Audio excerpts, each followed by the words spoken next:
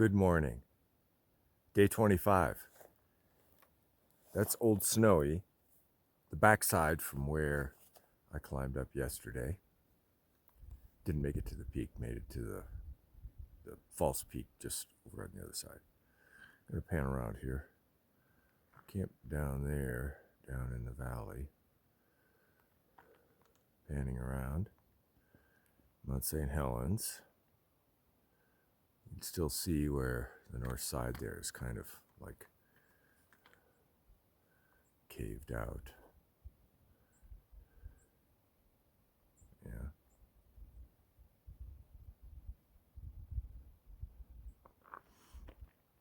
And gonna pan around here and give a little view. Yeah, the trail goes right up here, and then I could see it goes right over the top. And I remember this from last year because I made it the day that I went across the knife's edge. I went further than I did yesterday. And I was meeting all these people. There were like 20 of them, and they were all heading to this one flat campsite that had already had people in it. And there was nothing else until they came over the pass there, and like got to where I was last night, and the sun was going down. Got going at 6:15 today. Takes about an hour and a half for me to get going if I cook outside. Let me switch this around. Got going about 6:15 this morning. Takes about an hour and a half if I cook outside. If I'm cooking in my tent, it usually takes 2 hours. And my process is I wake up and there's certain things that just, sort of immediately can be done. Put on the socks that I'm gonna wear for the day. Put on the clothes that I'm gonna wear for the day.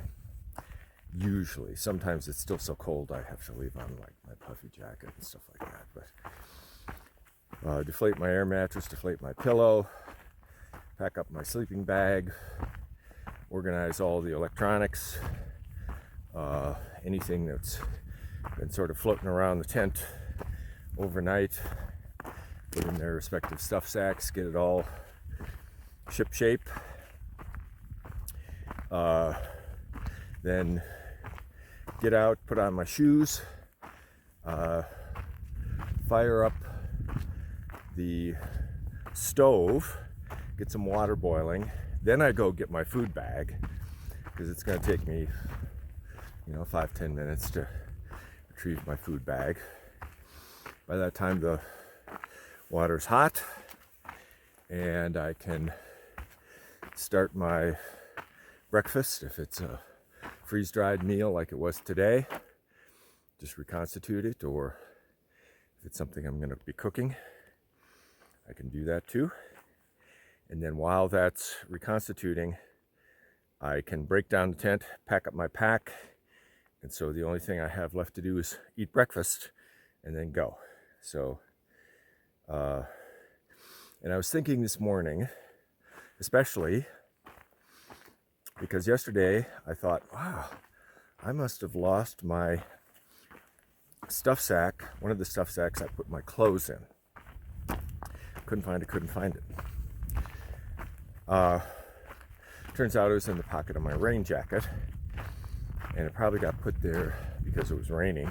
I was wearing my rain jacket, and I gave over my laundry to put in the washing machine at White Pass, and I had no place to stick that stuff sack.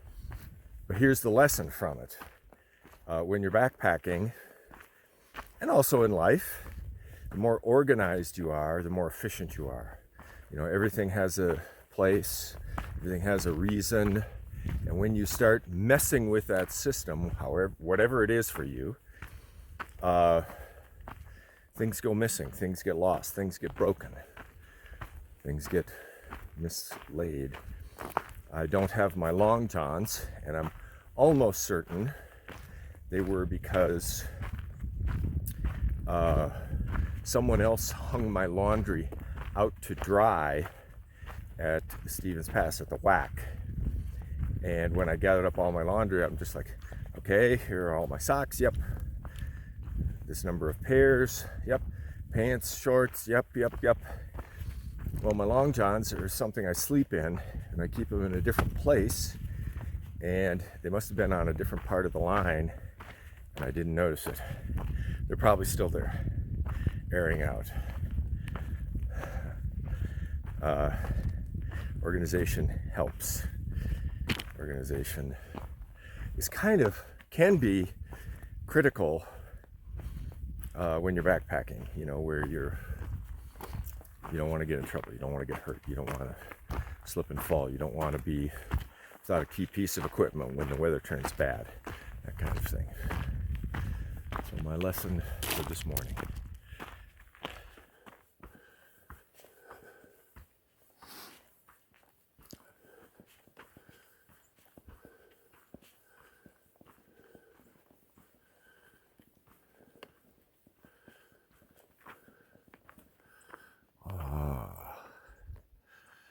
Isn't that beautiful? Ooh. Yeah.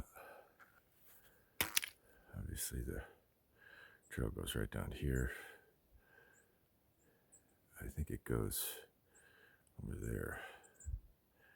And then maybe over the top like that. That's beautiful. Whew.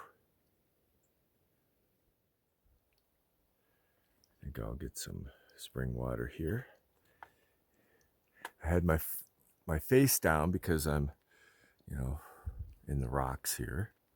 And I completely missed this. Look at that.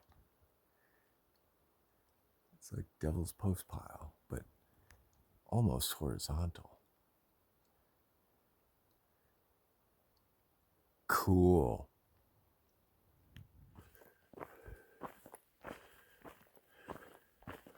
And now, Mount Adams,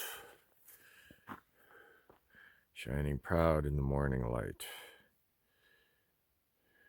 Suddenly, much closer. Then I started thinking about it. I think the place, Lava Springs, that I hope to get to camp tonight, I think it's on the shoulders of Mount Adams. I think that's the lava field that comes just before the lava springs. It's pretty dramatic. But isn't that beautiful?